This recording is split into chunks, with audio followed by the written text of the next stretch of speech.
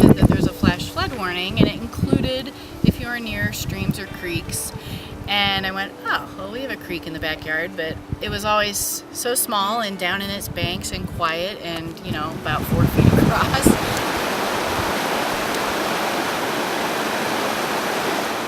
We've never in your wildest dreams did you think this pretty quiet little creek could turn into this? All our possessions that were ruined in the flood were pulled out and set in the street in a huge pile, probably about 30 feet long and about 10 feet high. It was okay, kind of up to the point, there's a lot of stuff there, but up to the point where they came to pick it up with the big front loaders, and then the tears came.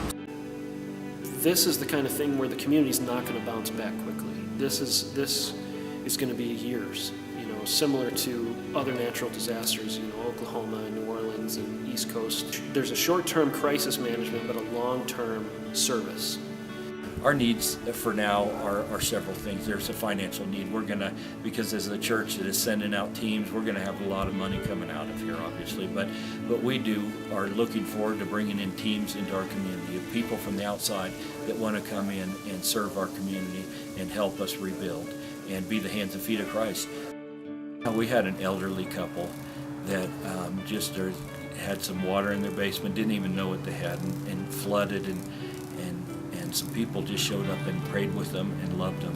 And we walked in, and I introduced myself as a pastor and prayed with them, and she said, "You are the best kind of Christians." And I said, "Oh yeah?" And she says, "Yes, you practice what you preach." And that just brought me to tears. Once we're off the 24-hour news cycle, that doesn't mean it goes away.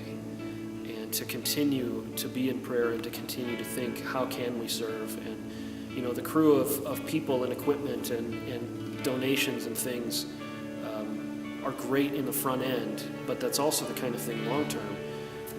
Any sort of support 6 months from now is going to be just as important as it is today.